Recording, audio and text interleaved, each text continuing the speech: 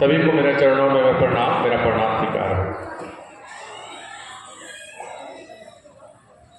गुरु आज के मंच संचालक सपन गुरु भैया ने जो समय सीमा दी है और मेरा जो विषय है कि गुरु से जुड़ने के बाद और अनुभव, उसके बारे में चर्चा करने की जो बात उन्होंने कहा, तो दीदी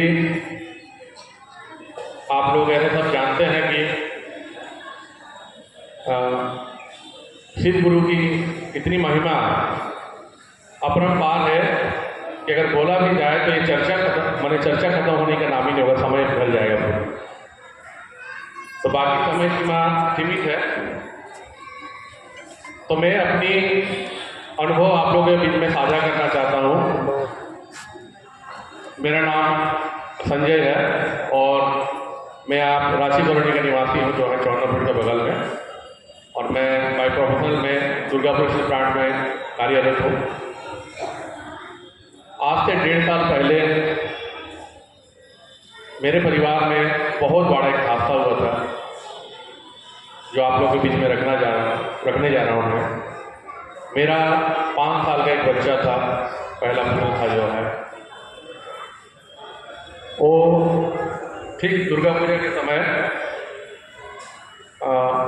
पंचमी के दिन हम लोग को पता भी नहीं था, अचानक खेलते खेलते हमारे घर के बगल में ही जो है, वहाँ से लगभग 400-500 मीटर होगा, खेलते खेलते जो है किसी कारणवश जो है वो फिसल के तालाब में जो गिर जाता है, और वही जो हम लोग कोशिश करते हैं उसको बचा नहीं सकते।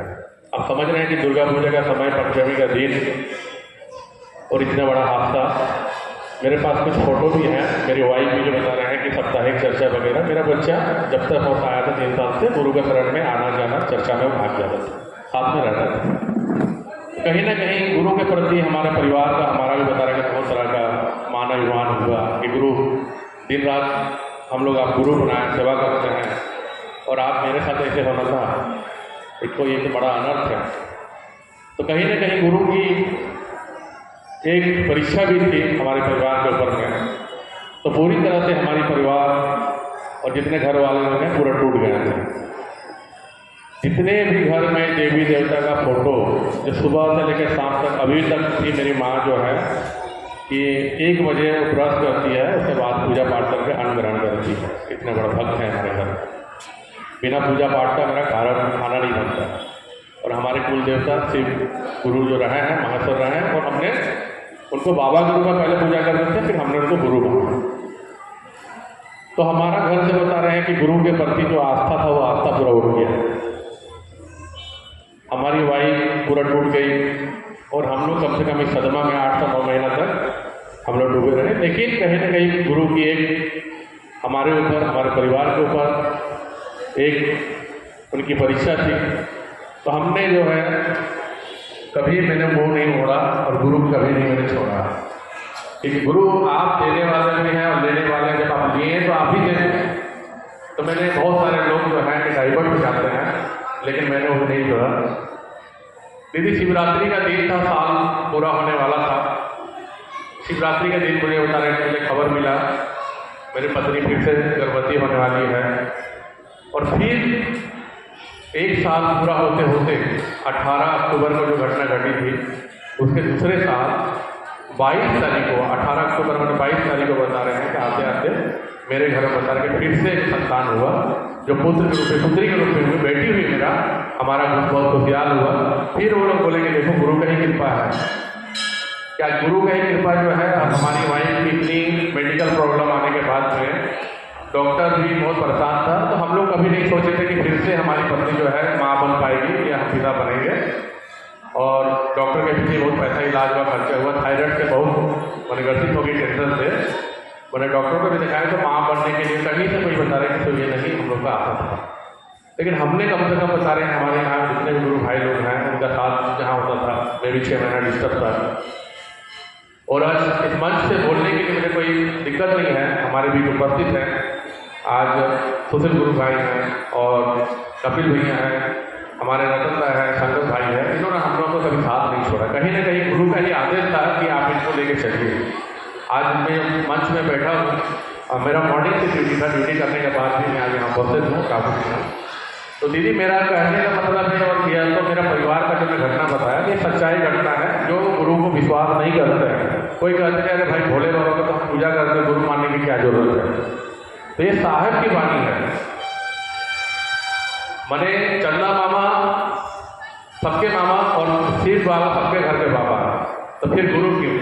एक दीदी बहुत अच्छी बात बोल रही थी कि मैंने किसी को चाचा बोला कि गुरु मान लीजिए, उल्टा डांटेंगे हमको और फिर कीजिए। तो मैं बहुत मन लगा के मैं सुन रहा था।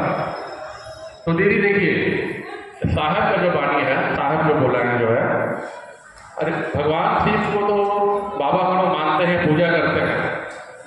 तो बाबा जब है तो उनका तो बता रहे हैं उत्तराधिकारी इसका नाती पोती जितना भी परिवार का सबका है, और जमीन आसमान और ये पृथ्वी पेड़ पौधा जितना भी चल रहा है ऑक्सीजन हवा उसका तो अधिकार है ही है। लेकिन ज्ञान का अगर अधिकार अगर लेना है आपको तो गुरु मानना पड़ेगा। गुरु रूप में आपको शिष्य रूप में जो है आपका भाव जगाना पड़ेगा।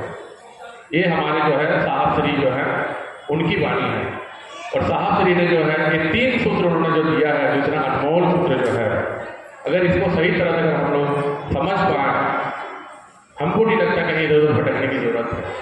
क्योंकि हमारे साहब श्री ने जिनको अपना गुरु बनाया, देवों के देव महादेव, आज देखिएगा कुछ दिन बाद ही जो 11 तारीख पर सावन का महीना स्टार्ट होने वाला है, कांवड़ लेके सब जाएंगे जल ढालने के लिए। किसके पीछे? हमारे गुरु के पीछे।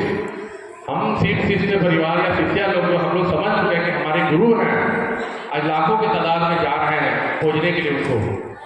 लेकिन हम लोग बोल रहे हैं भाई उनको गुरु मान लो। गुरु क्यों? गुरु ज्ञान देते हैं। अब गुरु को अगर ज्ञान, अगर गुरु रूप में अगर मानते हैं तो आपको भटकने की जरूरत नहीं है। बिना ज्ञान कुछ नहीं है। तो दीदी देखिए, मैं अपना घर का जो घटना घटी और जो अभी जो मैं गुरु का जो कृपा हुआ आप लोग सामने रखा है, समय सीमा सीमित है, तो मैं इतना ही कहना चाहता हूँ कि आप लोग जो भी माइंड हैं और जो भी चैत्र हैं, गुरु पर बता रहे हैं कि आप आस्था रखिए और साहब श्री का जो 3 मंत्र 3 सूत्र जो है उस चीज़ को आप कीजिए। 100% बता रहे हैं इसका रिजल्ट मिलेगा। मैं इसका खुद साक्षी हूँ। और ऐसी मेरी लाइफ में बहुत सारी घटनाएं घटी थी। यहीं अगल बगल में एक रोड एक्सीडेंट भी हुआ था। उस लड़का का भी फोटो मेरे मोबाइल में है। जब मैं ड्यूटी से जब आ रहा था तो देखा कि मुझे दूर से लगा कि कोई ट्रक से कुछ त्रिपॉल वगैरह गिरा होगा रोड के ऊपर।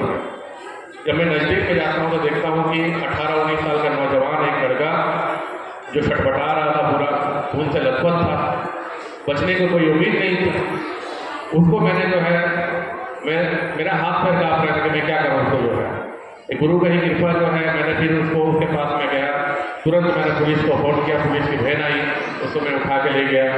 पुलिस बोल रहा है कि मोना बच्चे ना देखिए ना बाज के।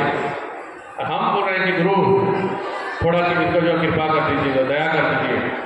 पता नहीं किसका कहाँ घूमने के लिए आया, जिसके माँ इंतजार में होगी, थोड़ा दया कर दीजिए। विधानसभा में जाके उसको हॉस्पिटल में एडमिट किया गया। पुलिस को मैंने पूछा खबर लिया, तो बोले कि हमको तो पता नहीं, हम लोग खबर लिए नहीं, क्या हुआ नहीं हुआ। दीदी देखिए, जो डॉक्टर्स को जवाब दे दिया कि 2-4 घंटे का मेहमान है, हम लोग बहुत कोशिश कर रहे हैं, लेकिन हमको नहीं लगता कि बच पाएगा, कहीं बहुत ब्लीडिंग हो चुका है। फिर उसकी माँ जो है हमको फ़ोन करती है मेरे नंबर पर, यहीं अगल बगल में मेरा एड्रेस है, मेरा मोबाइल पर है। उसकी माँ फ़ोन करने के बाद में बहुत रोती है। मैं उसको झूठा दिलासा देने के लिए मैं कहता हूँ, जितना भी है माँ है, और जिसका अगर 17-18 साल का अगर बेटा इस तरह हो जाएगी तो मैं खुद अपना बच्चा खोया हूँ 4-5 साल का, मुझे दुख क्या होता है एक माँ का, मैं इससे ज़्यादा नहीं जानता। तो मैंने बोला दीदी आपके बंगला में, मैंने बोला दीदी आपके शिव चौक से नाम सुने से हाँ जानिए मुझे आपने जो शिव गुरु को जो कहा था अपना कहीं छेले ठीक है। मैं फ़ोन में उनको मैं देखा भी नहीं हूँ, लेकिन फ़ोन में बोला उनको बोलने के लिए। और रात भर मेरा नाइट शिफ्ट ड्यूटी था। मन ही मन में गुरु को मैं बोल रहा था कि गुरु थोड़ा दया कर दीजिए। दीदी विश्वास नहीं कीजिएगा, 3 दिन के बाद में वो लेडी फोन करती है हमको, तो बोला दादा हमको भगवान लो আমার ছেলে সুস্থ আছে এখন কি চলাফেরা করে আপনি কি नाम गाड़ी जहाज पे। तो मैंने सुशीलता को भी बताया था इस बात को, यहीं अगल बगल में रहती है जो दीदी जो है जिनका घटना घटा था, उससे मेरा मिलना नहीं हुआ है। तो आप लोग यहाँ जो भी संचालक है या जो साप्ताहिक चर्चा करते मैं नंबर दे दूँगा, वो जुड़ना चाहती है।